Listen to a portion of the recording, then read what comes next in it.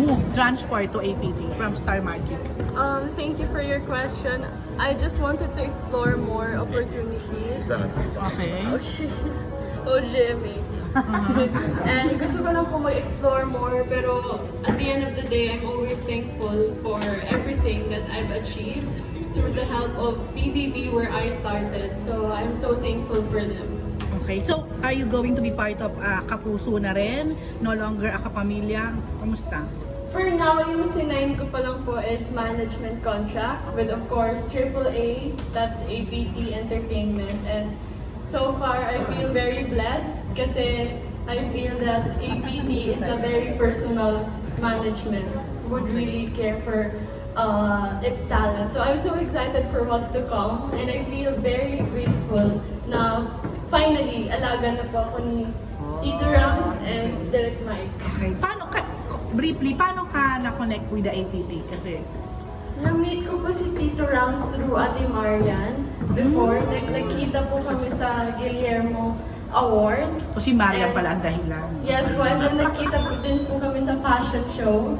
And yun, I just felt that he genuinely cared for me and naisipan ko po na maganda po yung APT. Oh, alam ko na isa sa mga idol mo si Marian, di ba? Very vocal. She's gorgeous. Yeah, okay. So, kumusta naman yung pagkapaalam mo sa Star Magic?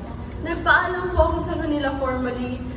Nag-wait po ako na matapos first yung contract bago mag-sign ng another one. And then, personally po, pumunta ako sa office ng Star Magic and ng everyone from the higher boss to all the staff na nakasama ko. Pinasalamatan ko po sila and gusto ko po sabihin sa kanila na no matter what, I'm always thankful for them. Okay. So, last question ko. Sino naman yung mga nilulook forward mo na makasama, makapareha dito sa GMA? Makapareha po. Oo. Hindi ko pa po na-meet po lahat ng artists sa GMA.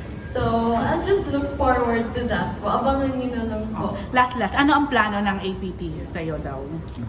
Ang plano po ng APT ay aalagaan po nila ako. Sure ka ba dyan? Then joke lang. So, yun last. Ateng, anong plano mo sa kanila? Or Direct Mike? Direct mics. In terms of the movies po, meron ng tatlo na naka-line up for cases for 2020. One is a rom-com, and then one is a family ensemble drama, tapos one is a heavy drama. Hindi pa pwedeng, unfortunately, hindi pa pwedeng sabihin. Pero ang medyo iba sa amin is that we actually, naglatag kami kay Kisses ng plano, and we always respect yung opinion ng artist. So parang kami kasi merong latag ng itong gusto sana namin gawin, itong plano namin, what do you think? So naglatag kami ng gano'n, pero medyo pati ibang mga aspeto sinisikreto pa rin namin sa kanya. Kaya kung sino yung magiging partner niya and all that, wag muna. Like we'll take it one day at a time. Yes. Thank you. Yun na. Thank you, congrats! Lalabas siya sa Eat Bulaga? Kung gusto niya. Are you willing to appear? I would be honored na makatapak po sa longest running noontime show in the Philippine history. Ilo-launch mo siya sa Pinasaya. Oo. Isa ba sa shows niya yun? No plans yet, pero pwede rin naman since we're the ones producing it for GMA. So we wanted you guys to know first. So exclusive sa inyo. Yeah. At excited ka rin ba, Kisses? Kasi pati concerts, kasama. Oo. Yes, of course, I'm very excited sa mga concerts din. Tito Rams always inspires me to challenge myself and hone my talents more. Your schooling Kisses, what about? My schooling, currently enrolled pa rin po ako and kinakaya ko pa naman po and I'm aiming for better grades and sana po makagraduate po ako agad. Are you currently on full load or Half load lang kasi Tuesday, Thursday lang po yung available kong school days. What course? Accountancy po currently, pero I'm still thinking about shifting so that I can graduate faster. What college? Lasal po. Kumusta yung pagpapaalam naman sa kabila?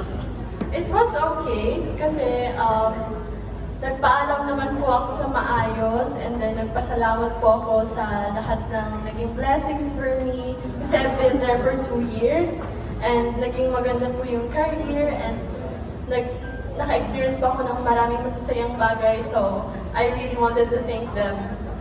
Aware na si Marian na nag-sign ka today? Po? Na magsasign ka today? Is Marian Sana po aware? aware siya. Ay, hindi Pero kayo I'm sure nagkausap? she's very busy. Hindi kayo nagkausap before signing. Hindi pa po. Kahapon Hindi mo kasi siya kasama tinext. namin siya. Oh, really? Pero Kisses, anong deciding factor?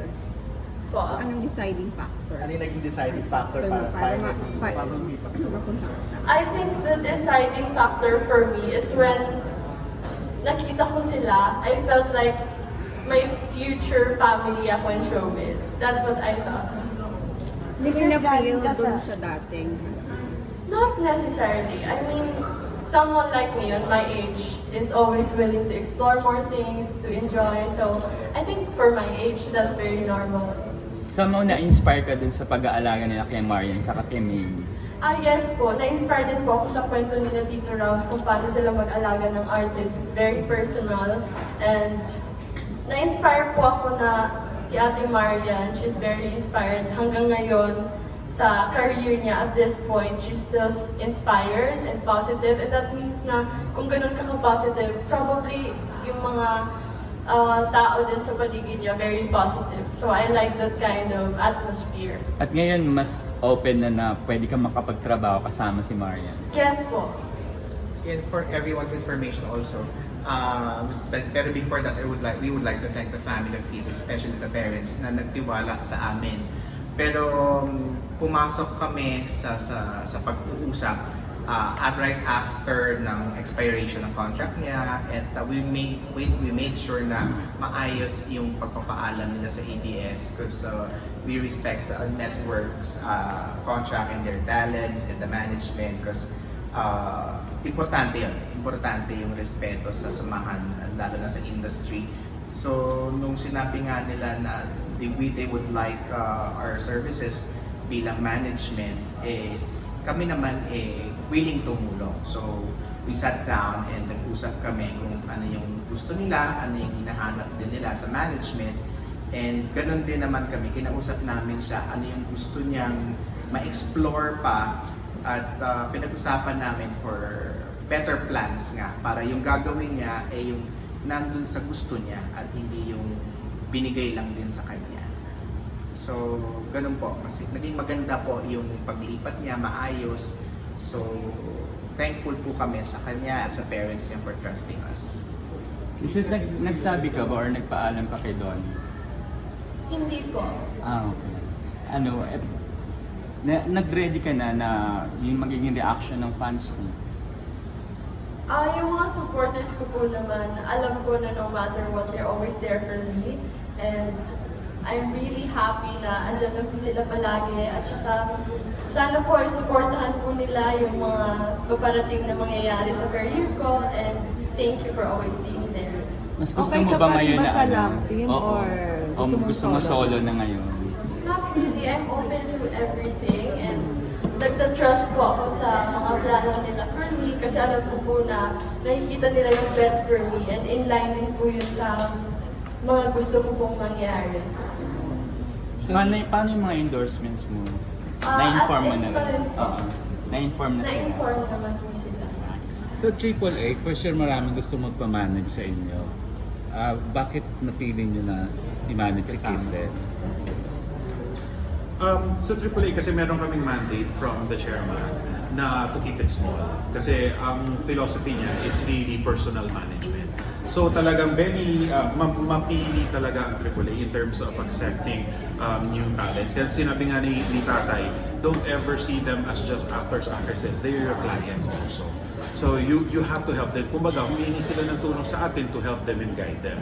So kumbaga mabagal ang addition ng bagong talents in AAA. And there were many meetings with Kisses and her lovely family at kasama na doon si Tatay. So parang yun ang magiging final decision maker na rin naman, of course, si Mr. T. Then when they met, sobrang, na-enamor siya talaga kay Kisses. Sabi niya, okay, game, thumbs up. Yeah. Gano'ng So, katagal direct yung process? 4 months? I think Mga 4 months, yeah. Kasi kami rin naman, in both ABT and AAA, we respect ABS as a network and where she came from. Because as an independent company, we deal with all the networks. We deal with all the networks, all the companies, di ba? So the number one sinabi namin kay Kisses is, no, don't ever burn bridges. So always, Kisses, number one is respect. And then we were all very pleasantly surprised na siya na ang nag-agree. From the very beginning, alam na niya lahat yon. So she did all the proper, kumbaga protocol na magpaalam ng maayos and show respect. Sabi niya, so for wherever you are now, Kisses, you have to thank them for that. And ginawa na niya lahat. Sabi ko, medyo click nga kami in terms of values ng kumpanya. So ang status niya pala pagdating sa network, freelance siya. yes. Okay. Pero may deal with Jemmy sir. We are... May pag-uusap na ba with Jemmy sir? Well, na-introduce ko na sa GMA and they would like to see her and sit down and meet her soon. So, abangan na lang natin. Medyo nauna lang tong press ko na to. We've begun talking to GMA already, but we decided to really announce to the world because we were very proud of having Kisses in the family. Yeah. So, sino gusto mong makatrabaho? Hindi ko pa po na-meet yung mga GMA artists, but let's see. Kisses, bukod sa mga bosses sa ABS, may mga friends ka sa ABS na kinausap. May mga sinabihan ka. pinagpaalaman. Pinalaman mo.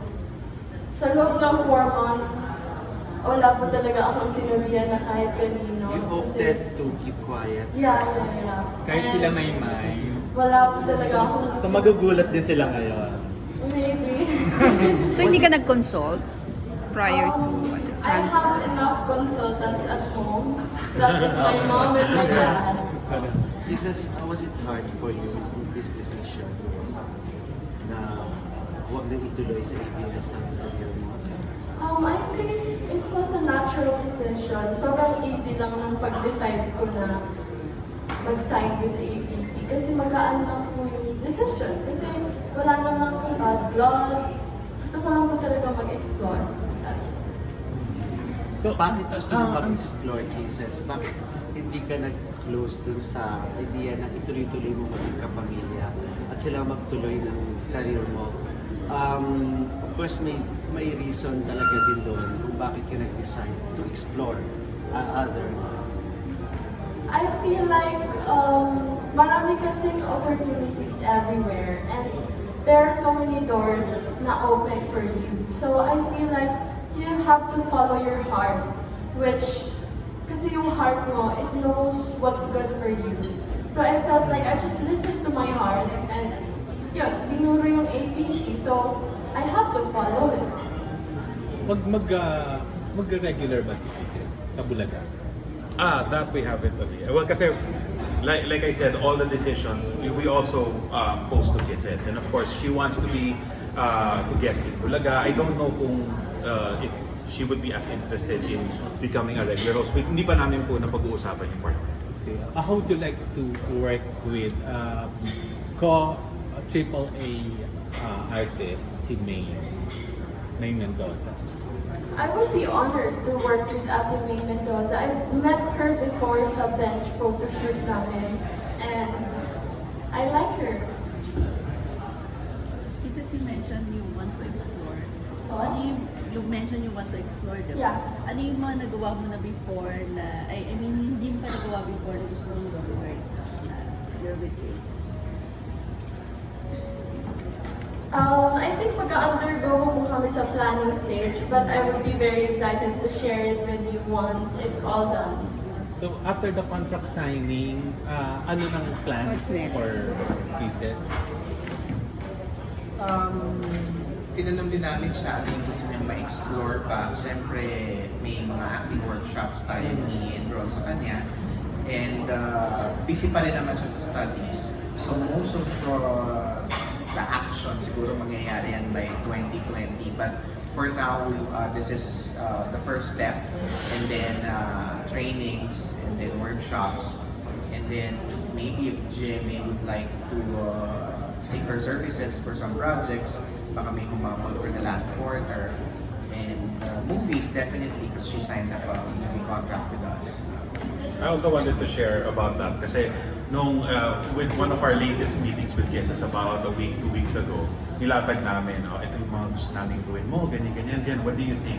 And then siya na yung nag-request, baka naman for the rest of 2019, baka she doesn't have to do too much because she's chasing the dean's list sa school. Sabi ko, medyo nabigla kami niya, ay okay, sige. So doon talaga kami na-impress. So like I said, all our plans with APT and AAA, we always, pinapangga naman lagi namin doon sa objectives at gusto rin ng dati. Kisses galing